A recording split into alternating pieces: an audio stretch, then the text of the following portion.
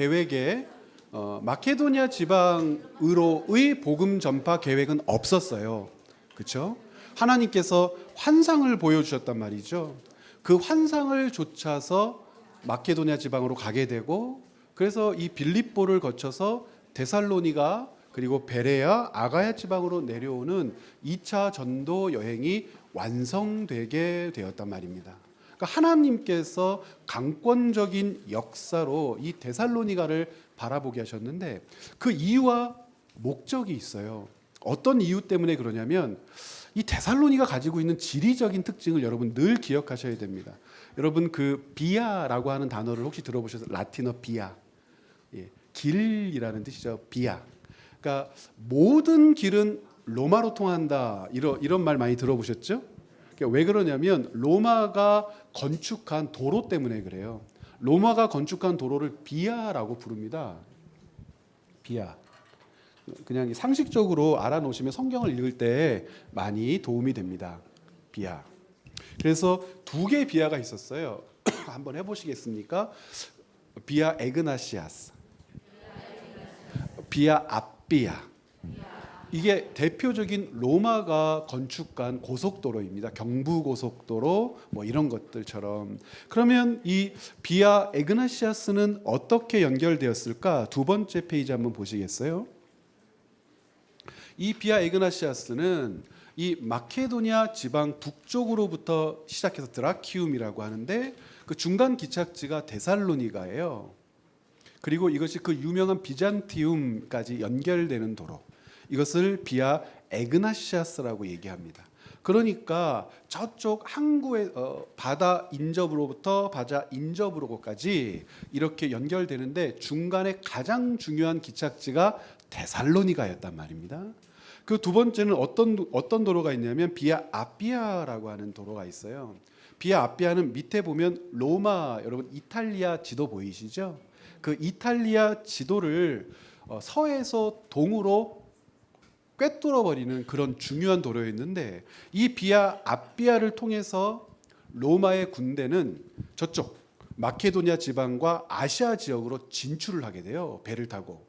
그러다 보니까 이 드라키움이라고 하는 곳으로 가서 육로를 향하여 따라서 점령에 들어가기도 하고, 자기들이 점령한 땅으로부터 공물을 받고 세금을 받을 때 육상으로는 이 도로들을 이용한단 말이죠. 이 도로가 굉장히 중요한 역할을 했고, 로마가 서쪽 지역을, 동쪽 지역을 점령해 가는데 아주 중요한 구실을 한단 말입니다. 그 중간 기착지에 어떤 도시가 있었냐면 바로 그 유명한 데살로니가라고 하는 도시가 있었다는 거죠. 그래서 이 데살로니가라고 하는 도시에 대해서 제가 뭐 정치적 배경도 써놓고 했는데 꼭 읽어보시고, 네 가지는 아셔야 되는데, 특별히 종교적 배경은 데살로니가와 데살로니가서를 읽을 때에 꼭 기억하셔야 돼요. 임페리얼 컬트라가 있다고 그랬어요. 로마 제국 종교. 여러분 이 아피아 에그나시아스의 그 중간 기착지가 데살로니가였다면 이 데살로니가와 로마는 어떤 관계에 있었을까요? 굉장히 중요한 관계에 있었을까요? 세금을 걷어다가 점령한 육지 나라들로부터 세금을 걷어다가 그것을 끌어가는데 한 번씩 주유도 해야 돼. 지금으로 얘기하면 기름도 넣어야 되고, 뭐 이렇게 그 일꾼들도 다시 좀 쉬게 해야 되고, 뭐 물건들도 정리하고 해야 되는데 여기에서 곡물을 강탈당한다거나 뭐 이러면 안 되지 않습니까? 이 데살로니가는 그런 것들을 예방하게도 하고 준비하게도 하는 중간 기착지였단 말이에요.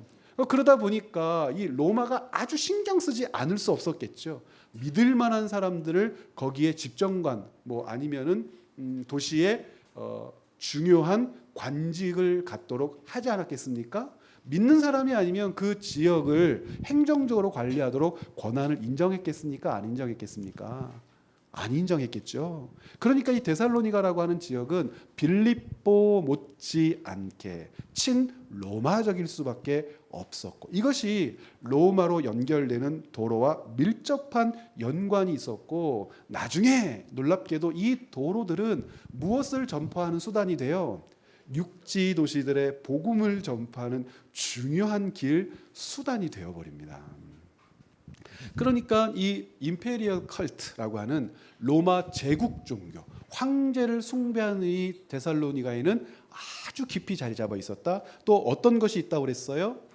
디오니소스 컬트, 이게 신비 종교라고 얘기했습니다. 두 번째는요, 카비루스 컬트라고 해서 부활 종교라고 했는데, 기독교를 오해하게 하고 기독교를 오히려 부활이라고 하는 단어로 기독교의 특징을 나타내는 것이 아니라, 이들이 사용하는 부활이라고 하는 것은 기독교를 조롱하는 데 사용되어지게 되거든요. 그러니까 데살로니가는 이런 복잡한 상황들 그리고 여정들에 놓여 있었단 말입니다. 그래서 데살로니가에서 5장에 보면 이런 이야기를 합니다. 함께 읽죠. 삼가, 한 장 넘기시면 5장 있어요.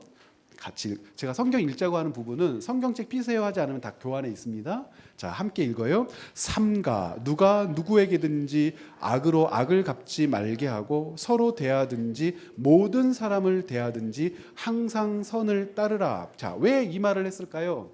핍박 때문에 그래요. 핍박. 죽는 거예요, 그리스도인들이. 예수님이 오지 않으셨는데, 부활하신 재림의 주를 맞아 함께 부활에 참여하지도 않았는데 핍박은 시작되고 돈은 다 뺏기고 직장에서 쫓겨나고, 이 고통스러운 상황을 어찌하면 좋을까? 보복하고 싶을 거 아니에요. 복수하고 싶을 거 아니에요. 그런데 복수와 보복을 가르치지 않았어요.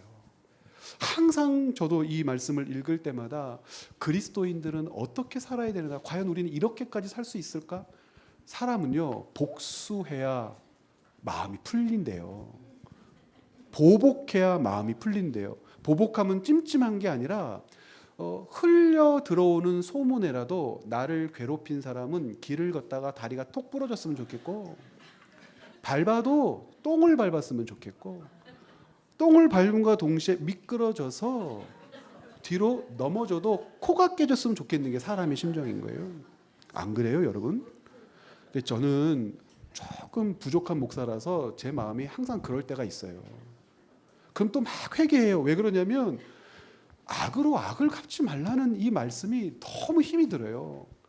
속으로 욕이라도 하고 싶거든요. 그리고 저를 못되게 하고 힘들게 한 사람이 있으면은요, 누구랑 대화할 때 안 그런 척 하면서 막 깎아내리고 싶은 마음이 막 생겨요. 그런데 자꾸 조심하게 되는 이유가 뭐냐면, 말씀대로 살아야 한다는 그 거룩한 부담감이라는 게 있잖아요. 그래서 어떤 때는 막 숨쉬기도 힘들 때가 있어요. 그런데 말씀대로 살아냈을 때에 하나님께서 주시는 평안이라고 하는 것을 알기 때문에 또 꾸역꾸역 그렇게 하는 거죠. 그러면서 모든 것을 빼앗기고 박해를 당하고 있는 이 데살로니가 교회에게 점입가경, 뭐라고 해요? 항상 기뻐하라, 쉬지 말고 기도하라. 18절이 제일 힘들어요. 범사에 감사하라. 이것이 하나님의 뜻이지라고 이야기하는 거란 말입니다. 데살로니가 후서도 이런 연장선상에서 이 바울의 편지를 받고 신학을 정리한 거죠. 부활 신학과 재림 신학을 정리한 하나님의 교회 데살로니가 교회에게 후반 작업, 그 교회를 향한 하나님의 뜻을 더 면밀하고 분명하게 가르치기 위하여 데살로니가 후서를 보냅니다. 디모데전서는 계속해서 여러분 어제 그제 들었던 말씀들을, 이야기들을 생각을 한번 해보십시오. 디모데에게 보낸 서신이에요. 그렇죠? 디모데에게. 바울이 디모데를 참 많이 아끼죠. 왜 아꼈냐면 목회를 하고 있어서 그래요. 바울의 제자 중에 직접적으로 교회를 맡긴 제자가 둘이에요. 디모데와 디도예요. 디모데는 에베소 교회, 디도는 그레데 교회. 이 디도서는 그레데 교회를 목회하고 있는 디도에게 보낸 편지예요. 여러분, 당시에 유행했던 속담이 두 가지가 있어요. 야, 이 고린도 사람 같은 놈아. 두 번째는 야, 이 그레데 사람 같은 놈아. 이게 실제로 있었던 문장이에요. 지금도 남아 있어요. 야, 이 고린도 사람 같은 놈아 라고 하는 것은 야비하고 부도덕하고 아주 못된 놈이란 뜻이에요. 야, 이 그레데 사람 같은 놈아, 게으르고 욕심 많고 자기 배만 채우고 아주 더러운 놈들이란 뜻이에요. 그러니까 이 지명을 가지고 욕한다는 건 그 지역에 살았던 사람들이 어떤 사람들인지를 아는 거예요. 그런데 이 디도서를 보면 바울이 뭐라고 그러냐면 1장 중반 4절 이후에 내가 너를 그레데에 남겨둔 이유는 이라고 하면서 장로들을 세우고 교회들을 일신하며 그 교회 가운데 하나님 나라 질서를 만들기 위함이지라고 얘기해요. 이렇게 이해하는 이유는 디도도 힘들었던 것 같아요. 야, 어떻게 이런 인간 말종들 세상에 이런 것들이 있냐? 막 이런 생각이 들었던 거예요. 근데 이런 것들이 어디에 모여 있어요? 부끄럽지만 교회 안에 있는 거예요. 도무지 이해를 할 수가 없는 거예요. 이 그레데 사람 같은 놈아라고 하는 이 욕을 바울이 디도서에서 인용돼요. 사람들이 그레데 사람 그러면 자기 배만 불리는 놈들이요, 탐욕스러운 놈들이요, 더러운 놈들이라고 하는데 그 놈들이 지금 성도다. 아이고, 우리는 좀 나을까요? 아니요, 우리 행복한 교회는 좀 나아요. 그레데 교회보다는. 그렇단 말이에요. 그러니까 이 디모데가 목회하기 얼마나 힘들었는지 몰라요. 특별히 이 디모데에게는 논쟁의 기술이 없었어요. 맞서 싸울 만한 기술이 없었어요. 그러다 보니까 말싸움에서 번번이 져요. 누구와의 말싸움에서 지냐면 유대교의 영향력을 받은 거짓 교사들이요. 유대교의 영향력을 받았으면 할례 해야 한다고 가르쳐야 합니다. 막 이러는 거예요. 교회 장로들 중에. 디모데도 장로잖아요. 같이 회의를 하는데 우리 교회 할례를 선포합시다. 막 그러는데 할례는 아닌데 너 할례 받았어 안 받았어? 막 이러면서 막 물어보는 거예요. 디모데에게 할례가 얼마나 중요한데 이방인도 할례만 받으면 막 끝이다. 막 이러니까 디모데가 힘있고 능력 있게 그것을 방어해야 되는데 이 소심하고 착한 사람이 그냥 골방에서 맨날 울어요. 그러면서 바울에게 연락을 보내는 거예요. 제가 이제 그만두고 싶습니다. 제가 떠나고 싶습니다.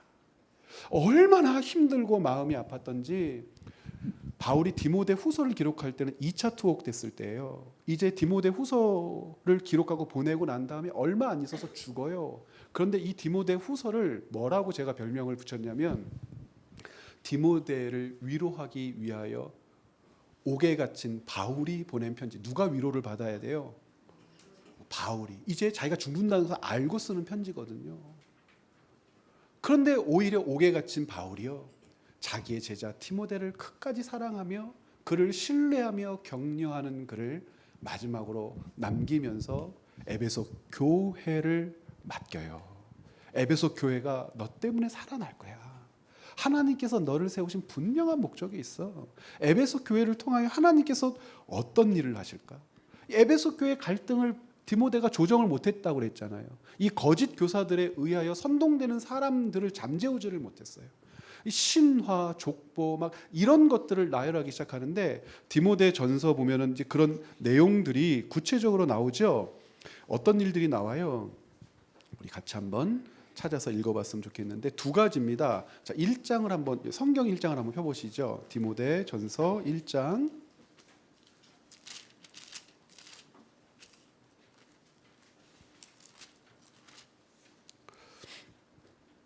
자, 3절과 4절 같이 읽어보죠. 내가 마게도냐로 갈 때에 너를 권하여 에베소에 머물라 한 것은 어떤 사람들을 명하여 다른 교훈을 가르치지 말며 신화와 끝없는 족보에 몰두하지 말게 하려 함인데 이것을 잠재우지 못해요.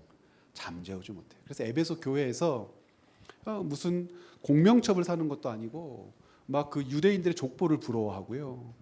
야, 우리 조상 중에 모세 옆에서 모세가 홍해를 가를 때 홍해야 갈라져라 할 때 침 한 방울이 머리에 튄 우리의 조상이 있었으면 얼마나 좋을까 막 이런 생각 하는 거예요. 근데 여기에서만 멈추지 않고 이 에베소 교회가 가지고 있는 특징 때문에 어제 이야기했던 헬라 이원론에도 빠져 있어서 금욕주의적인 성향을 가지고 있었던 성도들이 굉장히 많았어요. 그러다 보니까 4장에서 뭐라고 얘기하냐면 막 고기도 먹으면 안 돼, 결혼도 하면 안 돼, 우리는 우리를 유익하게 하는 어떤 것도 하면 안 돼, 막 이런 이야기들을 막 하는 거예요. 그 거짓 교사들 1절부터 5절. 그런데 우리는 3절부터 한번 읽어보죠. 혼인을 금하고 어떤 음식물은 먹지 말라고 할 터이나 음식물은 하나님이 지으신 바니 믿는 자들과 진리를 아는 자들이 감사함으로 받을 것이니라. 하나님께서 지으신 모든 것이 선하매 하나님 감사함으로 받으면 버릴 것이 없나니 하나님의 말씀과 기도로 우리는 거룩해지지 라고 가르침을 주어야 할 만큼요. 디모데후서는 그 후반, 결국 바울이 죽음을 앞두고 에베소 교회가 이제 그 지역과 그 사회에서 어떤 역할을 감당해야 하는지에 대해서 마지막으로 정돈하며 주님의 몸된 교회의 영광과 그 교회를 수종드는 사역자들, 목회자, 하나님의 사람들의 기쁨이 무엇인지를 보라는 거예요. 부유해지는 것 아니고 어떤 사람들 위에 서서 권력을 누리는 것도 아니고 우리가 하나님의 백성으로 이 땅에 살면서 우리의 삶 자체로 하나님의 나라를 뭇 영혼들로 목격하게 할 수 있다면 그들이 우리를 통하여 우리 주 예수 그리스도를 보게 될 것 아니냐. 어떤 역할의 성취예요? 출애굽기 19장 5절과 6절에 있었던 제사장 나라의 성취가 에베소 교회 성도들을 통하여도 나타나게 될 것인데 그 일을 감당케 하기 위하여 디모데야 네가 있다. 그 일을 감당케 하기 위하여 행복한 교회 여러분이 있습니다. 믿으시죠? 네, 여러분 한 분 한 분이 그 역할을 감당케 하기 위하여 주님의 몸 교회의 지체로 세움을 받은 줄 믿습니다.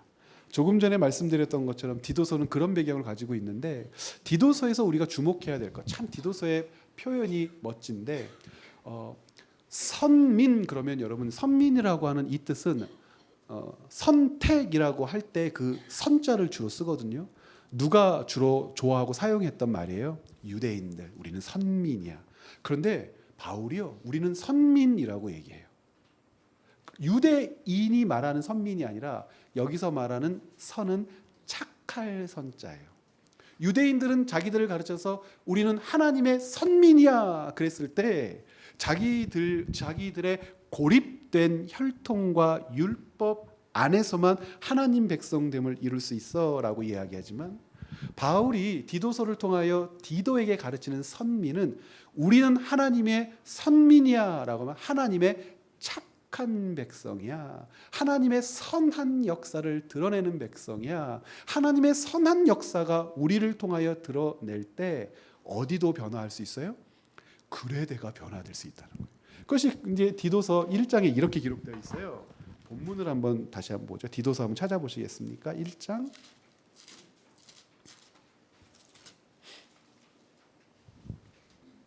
자 10절 그리고 13절까지 함께 읽습니다.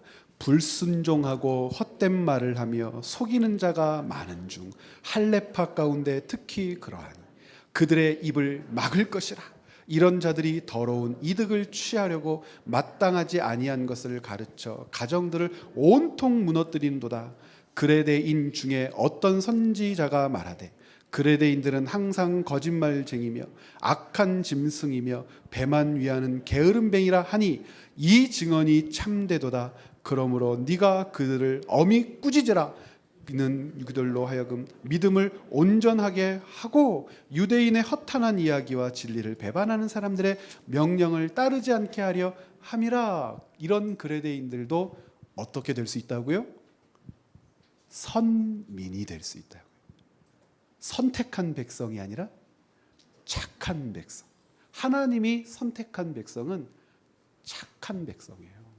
그 일들을 위해서 그레데 교회가 세워졌다는 것이고 그 착한 백성은 어떻게 살아야 되는가? 그래서 2장부터 가르쳐요. 그 장로들 그리고 경륜 있는 성도들의 역할.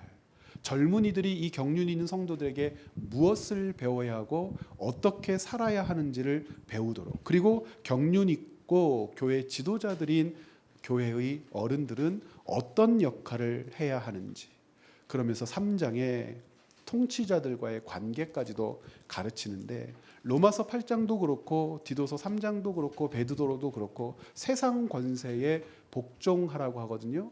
그런데 이 공통점이 있어요. 세상 권세에 왜 복종해야 하죠? 지상 정부에 복종하고 순종해야 된다고 가르쳐요. 이유는 단 하나예요. 하나님이 세상 권세자들에게 권력, 힘을 위임하게 한 것은 선은 장려하고 악은 제어하라고. 그럼 우리가 순종한다는 것은 무엇에 대하여 순종하는 거예요? 선은 장려하는 일에 순종하는 거예요. 그런데 이 세상 정부들이, 세상의 권력자들이 선을 장려하지 않고 악한 것을 장려하고 악한 것에 빠지면 교회는 순종할 수 없다가 교회의 역사의 가르침이에요. 그래서 우리는 늘 세상 정부를 위해서 기도해야 돼요. 하나님께서 그들에게 위임한 권한과 권력을 사용하되 하나님이 권력을 주셨다면 선한 것을 장려하며 정의롭고 옳은 일을 위하여 판단하고 결정하는 것이 하나님의 뜻을 드러내는 것이고, 그렇게 되도록 우리가, 교회가, 그리스도인들이 기도하며 성도로서의 바른 일을 지향해 나가야 합니다. 이것을 그레데 교인들에게 가르치라고 합니다. 그래서 이 디도서는 그렇게 지나가고요. 이제 마지막 빌레몬서. 이 빌레몬서는 옥중서신 중에 아주 중요한 역할을 감당하는데 한 장이잖아요. 주인공이 누구예요? 빌레몬이죠. 아마 유력한 저였던 것 같고, 빌레몬과 연관되어서 누가 등장해요? 오네시모라고 하는 사람이 등장해요. 오네시모가 아마 1차 투옥하고 있었던 바울을 찾아왔던 것 같아요. 그리고 이 오네시모는 말뜻이 되게 재밌어요. 그 오네시모는 어떻게 번역할 수 있냐면 내게 이익이 되는 놈이란 뜻이에요. 이익되는 놈, 유익한 자. 이 당시에 사람들이 자기 노예, 종들의 이름을 지어줬는데 주인이 오네시모라고 하는 이름이 굉장히 많아요. 내가 오네시모에게 왜 그렇게 이름을 지었겠어요? 내게 이익을 끼치라고, 내 걸 잘 돌보고 관리해서 나를 더 부자로 만들려고 오네시모야, 오네시모야 그랬단 말이에요. 근데 이 오네시모가 이 빌레몬의 금고를 털어서 도망가 버려요. 근데 이 빌레몬은요, 이 오네시모를 선대했던 것 같아요. 이 귀한 교회의 구성원으로 노예지만 참 귀하게 여겼던 것 같아요. 근데 오네시모가 빌레몬을 배반하죠. 그래서 이 잡히지 않기 위해서, 잡히면 죽으니까 떠돌아다니다가 어디까지 갔냐면 로마까지 갔고, 하필이면 들은 거예요. 로마 가택연금 중에 바울이라고 하는 인물이 있다. 찾아간 거죠. 거기에서 바울에게 얼마나 혼났을까요? 그리고 나서 다시 오네시모가 회개하고 빌레몬에게 돌아가고 싶은 거예요. 용서 빌고 싶어서. 근데 쉽겠습니까? 그 길이? 오네시모를 보내기 전에 그래서 그럼 내가 편지 써줄게. 그런데 이 바울이 이 빌레몬서를 통해서 무슨 얘기를 하냐면 이렇게 얘기를 해요. 우리 몇 페이지 한 장 넘겨보면 요청합니다. 빌레몬아, 오네시모를 사랑으로 맞아줄 수 없겠느냐. 사랑 얘기를 합니다. 너 얼마나 사랑이 많은 자냐, 사랑받은 자냐, 오네시모에게 사랑을 좀 베풀어 줄 수 없겠느냐. 그러면서 그 얘기를 한 다음에 바로 그 사랑에 기대어 오네시모를 네게 부탁한다 얘기합니다. 그러면서 바울이 뭐라고도 얘기하냐면, 한 페이지 넘겨보세요. 구체적인 요청 여러분 꼼꼼하게 읽어보시고, 오네시모의 빚을 내가 갚겠다라고도 합니다. 여러분 바울 진짜 멋진 사람이죠. 지금 감옥에 있어요. 지가 무슨 지랄한다. 우리 바울 선생님이 무슨 돈이 있어요. 그 가난한 빌립보 교회를 통하여 그 연보 모아서 지금 옥바라지 받고 있는 사람이 무슨 돈이 있어요. 그런데 빌레몬에게 오네시모가 훔쳐간 돈을 갚겠다. 돈이 더 중요하냐, 사람이 더 중요하냐, 그런 뜻입니다. 역시 어디의 복음을 성취하도록 예수 그리스도께서 보여주셨던 희년의 복음, 이제 외우셔야 돼요. 신명기 15장, 그렇죠? 레위기 25장, 이사야 61장. 예수 그리스도께서 성취해내신, 우리 중에 가난한 자가 없다라고 하는 이 귀한 복음이 빌레몬에게는 실제가 되는 거예요. 그것이 지금 요청되고 있는 귀한 말씀입니다. 이제 공동서신으로 가겠습니다. 공동서신은 왜 공동서신이냐면 바울 서신과 구별된 이름이죠. 바울 서신의 특징은 뭡니까? 타겟 지역이 있었어요. 사람이 있었고, 디모데전서, 디도서 그러면 그 사람을 대상으로 해서 교회를 가르쳐요. 분명하게 지역 혹은 사람이 목적으로 주어지는데 공동서신은 그렇지 않습니다. 모든 교회에 해당하는 거예요. 그래서 공동서신이에요. 그러니까 공동서신이라고 하는 이 그룹 안에 있는 성경책을 우리가 유심히 살펴야 되는데 모든 교회들이 이 지표 위에 세워져야 한다는 가치가 있어요. 공동서신을 읽으면 보편적인 진리, 기독교회의 보편적인 가치, 기독교인들의 보편적인 삶은 어떠해야 하는가를 가르치는데 놀랍게도 이 공동서신에서 강조되는 것은 고난이에요. 나그네적인 삶이에요. 구별된 삶이에요. 이것이 보편적이라는 거예요. 여러분, 보편적이라고 하는 것은 누구나 그렇게 해야 한다는 평범한 이야기잖아요. 그런데 이 보편적이라고 부르는 것들이 뭐라고요? 구별되어야 한다. 구별되어야 한다. 나그네로 살아야 한다. 구별되어야 한다. 나그네로 살아야 한다. 성도의 가치를 구현하면서 살아야 한다라고 하는 것이 이게 쉽겠습니까? 그런데 그리스도인들에게는 그것이 보편가치다 이렇게 얘기한단 말입니다. 히브리서 같은 경우에는 제사장과 관련된 사안들 굉장히 중요하게 다루죠. 우리 주 예수님을 모세보다 더 크신 분이라고 얘기하고 제사장들 그 어떤 제사장보다 크신 분이라고 얘기하면서 예수 그리스도의 오심을 아론의 계열이 아니라 멜기세덱의 계열을 따라 오신 분이라고 얘기해요. 예수님이 제사장 되셨다는 것을 우리 오해하면 안 되는데 제사장 직분을 통하여 베풀어진 일을 성취하셨지만 아론의 계열로 오신 분은 아니에요. 왜 그렇죠?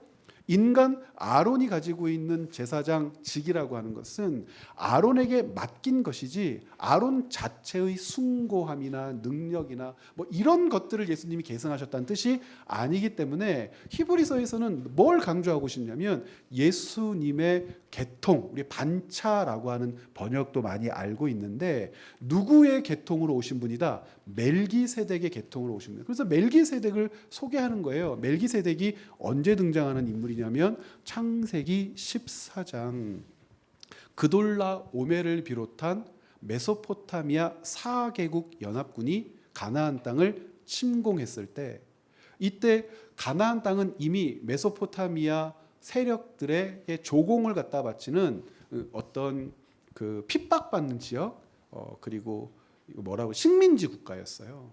그런데 좀 벗어나고 싶은 거예요. 왜냐하면 10년 이상 조공을 갖다 바치다 보니까 너무 살기가 힘들어서 소돔 왕을 중심으로 해가지고 반역을 꿈꾼단 말이죠. 근데 아브라함은 별 관심이 없었던 것 같아요. 이 가나안 땅의 세력이 조공을 뚝 끊어버렸어요. 그랬더니 메소포타미아에 있었던 그돌라 오멜 그리고 그 나라들 연합국의 수장들이 화가 난 거예요. 이것들이 조공을 갖다 안 받자 그러면서 쳐내려온 게 가나안 전쟁이란 말이에요.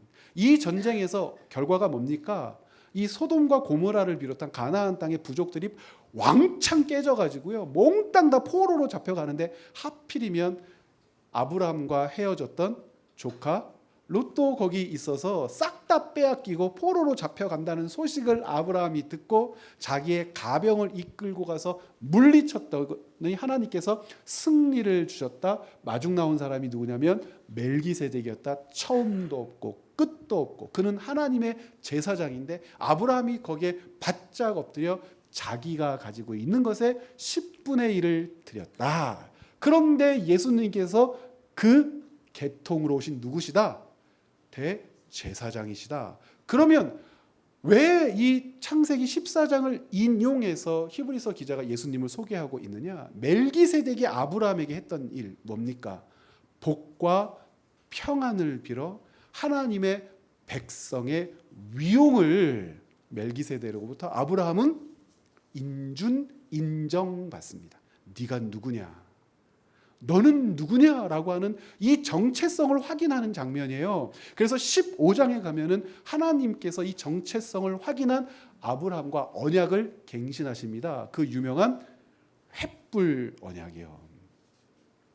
그러한 일들을 통해서 멜기세덱을 가지고 히브리서 기자가 예수 그리스도는 바로 그 멜기세덱과 같은 제사장으로 우리에게 오셨다. 그러므로 대제사장, 영원하고 유일하신 중보자, 제사장 예수 그리스도께서 우리에게 하시는 일은 무엇이냐?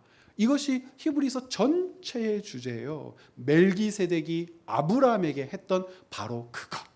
멜기세덱이 아브라함에게 했던 바로 그것이 아브라함의 정체성이었듯이 예수 그리스도께서 우리를 위하여 하나님과 우리 사이에서 하신 그 일을 우리의 정체성으로 붙들지 않으면 그 공동체는 아무 희망이 없다는 거예요. 그것을 알고 믿고 따르는 자는 히브리서 그 유명한 믿음장의 결론처럼 톱으로 켬을 당하고 굶어 죽고 타자 밥이 되고 어떠한 고난과 고통이 있더라도 그 영광됨의 주의를 어떻게 하지 않을 거라는 겁니다. 결단코 버리지 않을 거라는 거예요. 그 예수 그리스도께서 하나님과 우리 사이에 어떤 일을 하셨는지 알기 때문에. 그래서 히브리서의 전반부에 보면은 어떤 일을 하셨는지에 대하여 예수님의 영원하고 유일하신 중보자의 역할을 낱낱이 소개하는 거예요. 히브리서를 읽을 때마다 교회의 보편 가치로 받아들여야 한다고 그랬잖아요. 예수 그리스도께서 우리를 위하여 행하신 그 일이구나. 하나님과 우리 사이에서 이 일을 행하셨구나. 로마서식으로 한다면은 예수님은 죄의 싹을 지불하셨다. 무엇의 요구에 대한, 율법의 요구에 대해서 죄를 지었으면 값을 지불해야지라고 했다면 히브리서에서는 그 죄 문제를 해결하기 위하여 예수 그리스도께서 우리에게 왜 그 은혜를 베푸실 수밖에 없고 그분만이 왜 유일한 우리의 중보자이신지를 아주 자세하게 다루고 있습니다. 아마도 이 히브리서를 받는 수신자들은 제사장 그룹들 중에 개종한 사람들이었을 거라고 생각을 해요. 이 말을 알아들을 수 있는 사람들은 그 제사 제도의 정통성을 배우고 익힌 사람들이 알아들을 수 있는 내용이죠. 일상 범인들은 굉장히 접근하기 어려운 전문 제사 용어들이 반복해서 나타나는 것으로 보았어. 그러니까 복음의 영향력이 이제 누구에게까지 펼쳐졌다는 것을 알 수 있냐면 유대인들뿐만 아니라 제사 제도를 감당하고 있었던 실제 레위인들 그룹 중에 제사장 그룹들에게도 복음이 전파되었을 거라고 보는 것이 맞습니다. 그래서 한 장을 넘기시면 기독교로 개종한 유대교 제사장 집단이 수신자였을 것 같고 원래 쿰난 공동체에 속해 있다가 기독교로 개종한 자들은 아니었을까? 왜 그러냐면 쿰난 공동체 에세네라고 하는 사람들이라고도 불리우는 구별하고 자신들을 분리해서 세속의 때 어떤 세속의 어떤 죄악됨으로부터 자신들을 지켜내려고 했던 어떤 사람들에게 그리고 구별된 삶을 살았던 어떤 사람들에게 주었던 편지가 아닌가라고도 생각하고 있습니다. 그래서 이 히브리서를 읽을 때에 그렇게 읽는 것이 좋고 저작 연대가 중요한데 아마도 히브리서는 한 장 넘기셔서 성전 파괴가 일어난 70년보다는 이른 시기에 기록되었을 거라고 봐요. 왜 그렇죠? 성전이 파괴돼 버리고 없어져 버린다면 제사나 제사장이나 제사 제도에 대한 설명이 의미가 없어요. 원래 의미가 없다는 것을 그냥 다 알아버리니까. 그런데 아직 성전이 존재해 있고 제사장들이 거기에서 제사를 드리고 있을 때에 그 제사장이나 제사 제도를 가져다가 예수 그리스도를 설명한다는 것은 지극히 상식적인 일이니까 라고 보는 것이죠. 야고보서는 그러면 또 어떤 책이냐? 여러분 야고보를 누구라고 생각하세요? 예수님의 동생이죠. 예. 사도 야고보는 사도행전 12장에서 순교를 당해요. 세베대의 아들 야고보입니다. 그러니까 사도행전 12장에서 순교당한 야고보는 그런데 15장에 보면 야고보가 다시 등장하는데 많은 부분 논증을 통해서 예루살렘 총회의 첫 번째 의장은 예수님의 동생이었던 야고보라고 봅니다. 그러니까 이 사람이 야고보고 이 야고보서를 기술한 사람이라고 봐요. 근데 이것은 굉장히 중요한 논증인데 왜 그러냐면 야고보가 자신을 소개하고 있는 장면 때문에도 그래요. 여러분, 야고보서와 관련돼서 쓴 글 베드로전서 바로 맨 위에 있는 야고보서의 자기소개 부분 한번 보시겠어요? 5번. 야고보가 자기를 누구라고 소개하고 있는 헬라어 문장이 이렇게 되어 있어요. 맨 앞에 있는 것이 야고보라고 있습니다. 야고보스, 이에카보스, 야고보. 그리고 다음 문장이 데우, 하나님입니다. 뒤에 있는 그 세 번째 단어가 카이, 그래서 그리고라고 하는 접속사. 네 번째는 우리가 너무나 잘 알고 있는 퀴리우, 주님, 쿼바디스 도미네. 이때 라틴어로 부르는 그 주님과 같이 헬라어로는 퀴리우라고 불리우는 그 주님. 그 두 번째, 그 다음이 예수라고 하는 이름을 이렇게 쓰고, 그 다음이 크리스투라고 있는데 그리스도. 그 다음이 둘로스 종이에요. 이거를 갖다가 번역하면 이렇게 돼요. 하나님과 예수 그리스도의 노예인 야고보, 이렇게 읽습니다. 야고보가 자기 자신을 이렇게 소개하고 있거든요. 그런데 이 야고보가 자기를 이렇게 소개하는 이유들이 있어요. 자, 4번으로 가서 이 야고보는 도대체 누굴까? 성경에는 야고보가 굉장히 많이 등장하죠. 첫 번째 야고보는 누구예요? 세베대의 아들 야고보, 요한의 형제죠. 오른편 우편을 논했던 바로 그 어리석은 제자들이란 말입니다. 그런데 이 세베대 아들 야고보는 사도행전 12장에서 죽은 그 야고보예요. 야고보. 그러면 사도행전 15장이나 이 야고보서는 한참 후대에 기록된 거니까 이 세베대의 아들은 아니란 말이죠. 두 번째 야고보는 알페오의 아들 야고보입니다. 예수님의 제자 중에 야고보가 이렇게 여럿 있었던 것으로 보이고요. 이 마태, 마가, 사도행전에 이 야고보의 흔적들이 나와 있습니다.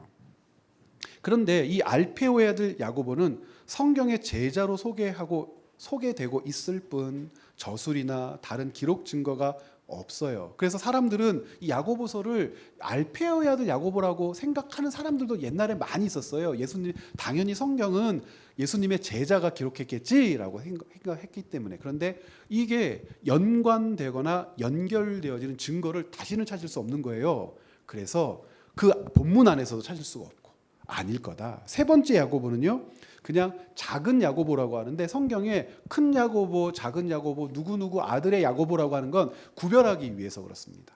야고보라고 하는 사람이 워낙 많으니까 작은 야고보는 또 다른 새로운 인물이 아니라 세베대의 아들 야고보를 예수님의 동생 야고보와 구별할 때 쓰는 호칭으로 보는 것이 옳지요. 그래서 작은 야고보는 세베대의 아들 야고보의 다른 호칭으로 봅니다. 마지막으로 마가복음 3장 18절, 누가복음 6장 16절, 야고보의 아들 유다와 예수를 파는 자들 가론 유다, 이런 기록이 있어요. 유다, 같은 이름인데 예수님을 판 자가 유다니까 앞에 있는 유다는 자기도 유다니까 혹시 자기를 예수님을 판 자라고 할 수도 있잖아요.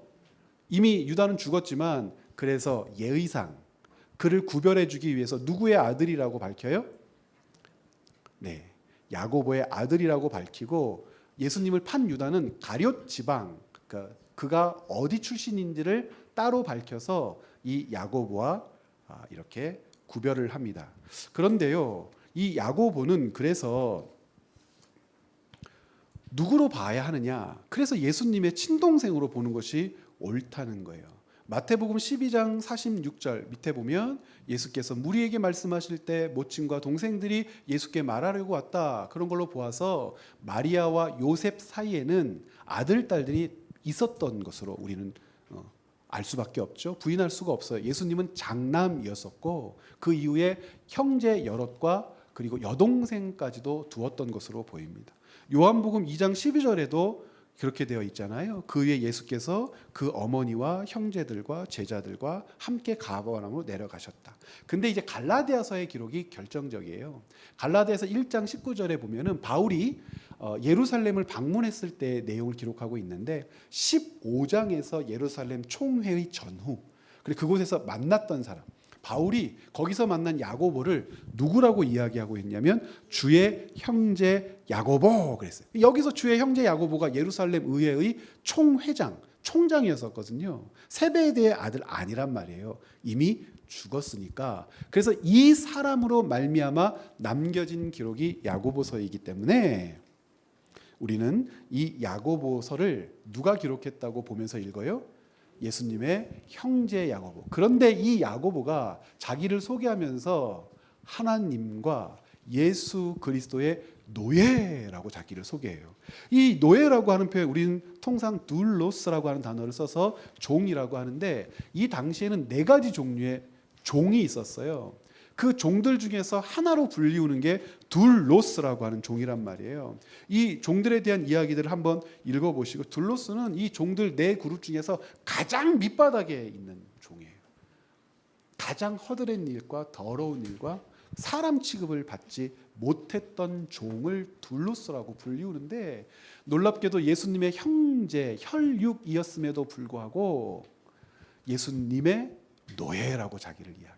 이 야고보가 얼마나 크게 개과천선, 즉 예수님을 신뢰하고 믿지 못했다가 예수님을 믿게 되었는지를 가르쳐주는 중요한 장면입니다. 그러면서 이 야고보는 야고보서를 통하여 믿음의 본질을 가르쳐요. 여러분 한번 저를 따라서 해보시겠어요? 아는 것과 믿는 것과 사는 것은 같다. 이 그리스도인의 정체성이라는 거예요. 야고보서의 주제가. 자, 예수 그리스도를 알았어. 예수 그리스도를 믿었어. 근데 여기서 멈추면 안 된다는 거예요. 알고 믿은 것을 사는 것. 그 하나하나가 띄어져 있거나 분리되어서 각자 어떻게 놀아나는 것이 아니라, 그리스도인은 아는 것과 믿는 것과 사는 것이 같은 사람이지. 그것이 행실, 말을 하는 것, 행동을 하는 것이라고 야고보서에 기록이 되어 있는 거예요.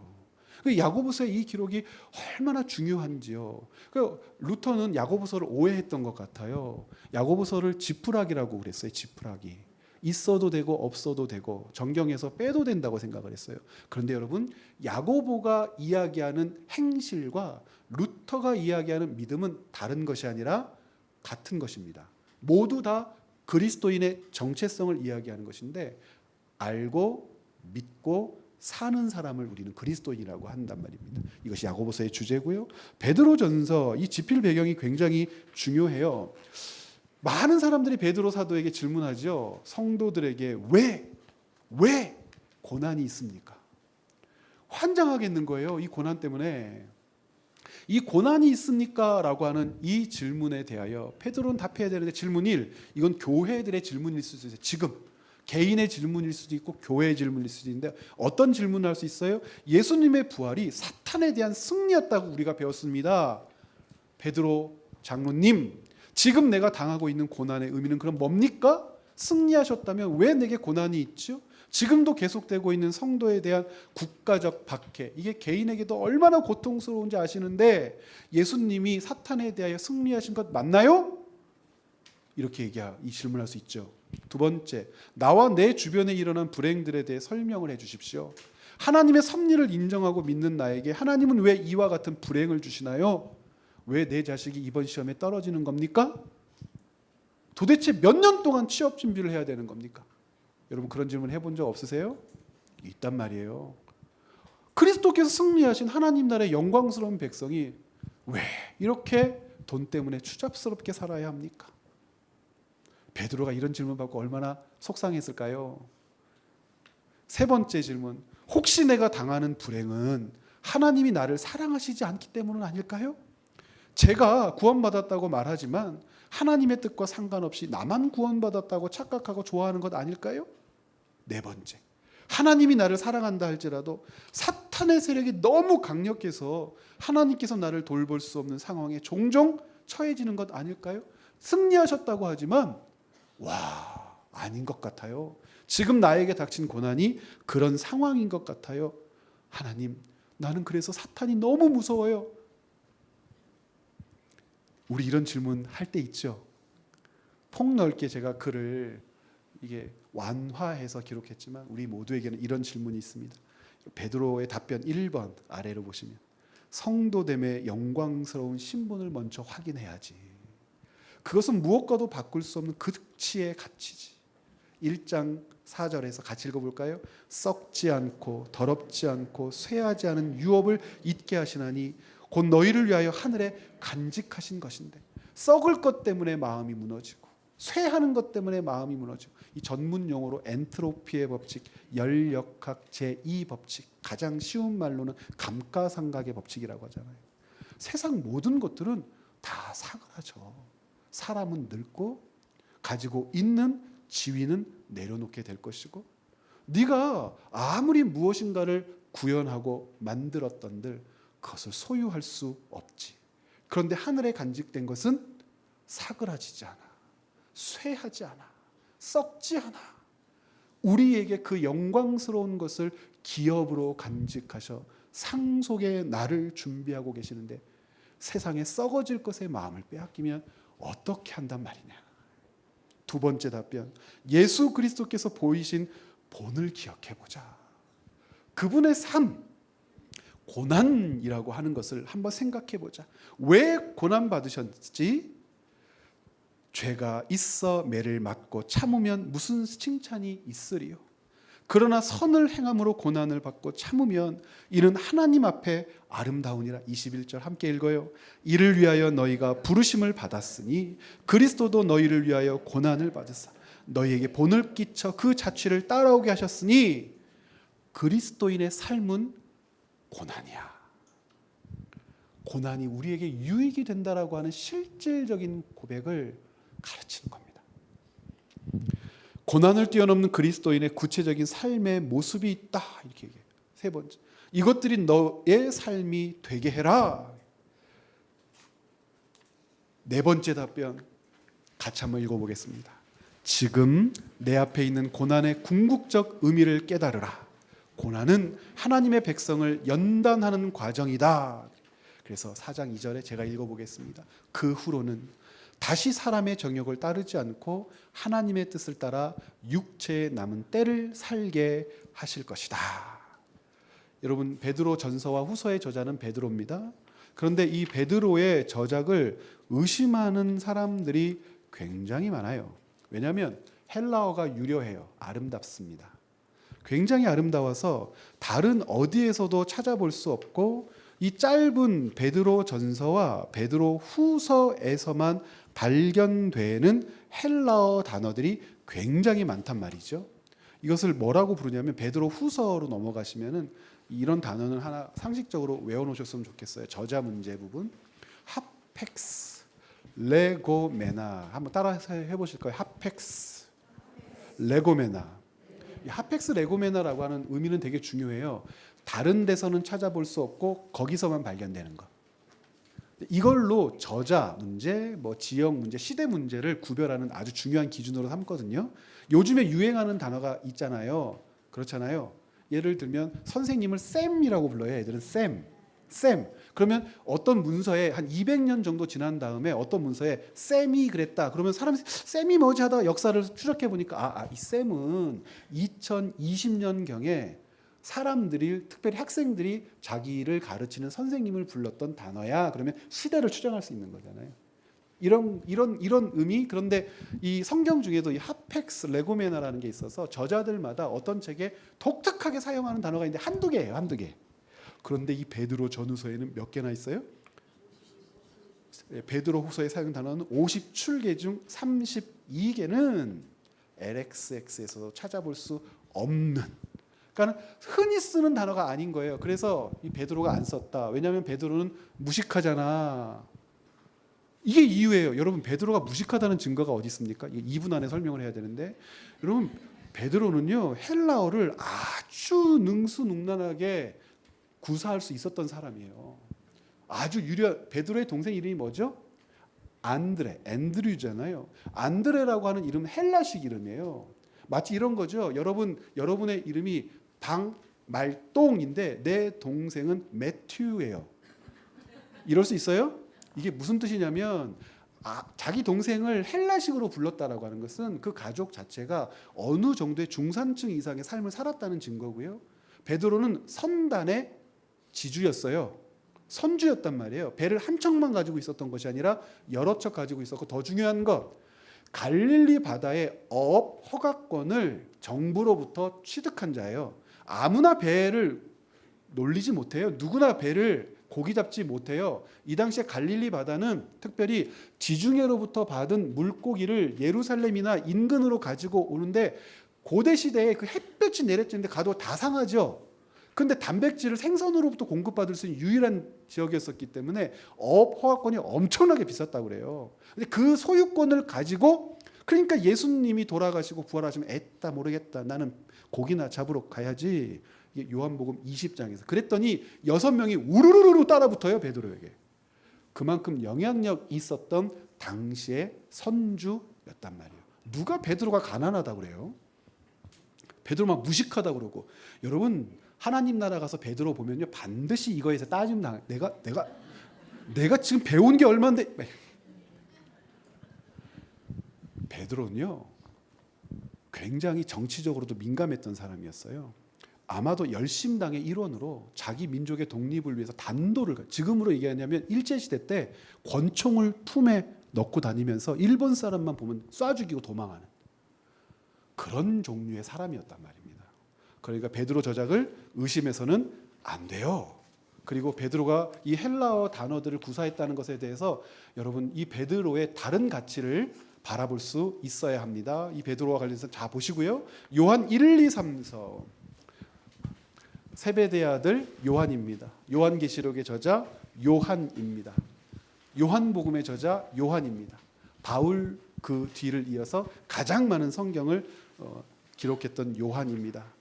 어떤 문제 때문에 그러냐면 뒤로 넘기시면 그 당시 교회들이 맞닥뜨렸던 문제, 적그리스도의 문제, 거짓말, 왜곡하는 문제, 진리를 무너뜨리는 자들 표에 있습니다. 미혹하는 자, 복음으로부터 멀리하려 세상에 속한 자, 미혹의 영, 이런 문제들에 대하여 적극적으로 대체하고 그들을 하나님의 진리 안으로 끌어야 될 그런 중요한 가치들 때문에 요한 1, 2, 3서가 기록되었다고 얘기하고 결국 이러한 가치들을 구현할 때 어떤 일이 벌어질 수 있어요? 다툼, 논쟁, 분쟁. 적그리스도와 싸우면 피가 철철 나도록 싸우잖아요. 근데 요한이 가르치는 원리는요, 사랑의 원리예요. 환장하겠죠. 교회 안에 있는 거짓 교사들, 미혹하는 자들을 갖다가 싸우고 다투고 그들을 무찔러야 돼 그러는데 그리스도의 몸됨, 정체성을 잃으면 안 된다고 그래요. 사랑의 문제를 얘기합니다. 이것이 어떻게 이야기되고 있는지를 여러분 주목하시고, 유다서를 읽을 때 이 유다는 야고보와 마찬가지로 예수님의 동생입니다. 그리고 유다서는 베드로가 썼다고 하는 사람들도 많아요. 왜 그럴까요? 유다서의 대부분이 베드로의 기록과 겹쳐요. 똑같아요. 문장이. 단어도 똑같아요. 유다가 베드로 걸 베껴 썼는지, 베드로가 유다 거를 베껴 썼는지라고 우리는 안 해요. 어떤 신학자들은 그래요. 베껴 썼다. 뭐 그러면 뭐 신나요? 아니요. 당시가 가지고 있었던 그 가치, 바라보는 시각이 같았다고 보는 것이 옳고요. 그래서 얼마나 이 복음이 가지고 있었던 진리의 보편성이 성도들, 지도자들에게 공통적으로 있었는가를 살펴보게 됩니다. 요한계시록의 많은 부분은 여러분들이 교회에서 배우셔야 돼요. 일부러 제가 길게 하지를 않죠. 왜냐하면 교회가 가지고 있는 요한계시록을 바라보는 시각이 가장 옳은 시각이에요. 여러분의 담임 목사님을 통해서 자세하게 배우셔야 되는데 한두 가지만 얘기하죠. 요한계시록은요, 어떠한 중요한 가치가 있냐면 어떤 내세적인 삶, 그리고 죽은 다음에 어떻게 될 거냐, 종말, 망하는 것, 이것을 가르치는 데에 목적을 두지 않아요. 아예 두지 않는다는 뜻이 아니라 그것이 핵심이 아니에요. 오히려 반대예요. 교회가 얼마나 영광스러운가, 우리가 교회로 모였다는 것이 얼마나 큰 기쁨인가, 교회가 누려야 하는 하나님 나라의 가치란 무엇인가, 그러면 우리는 어떻게 살아야 하는가, 이것을 가리키는 것이 목적이에요. 그래서 이 당시에 AD 70년 전으로 보는 이유가 그래서 중요한데, 핍박, 박해 가운데 있었던 교회들에게, 소아시아의 막 7교회들에게 이 편지가 보내질 때 그 교회들은 이 요한계시록을 받으면서 위로를 받았단 말이에요. 위로를.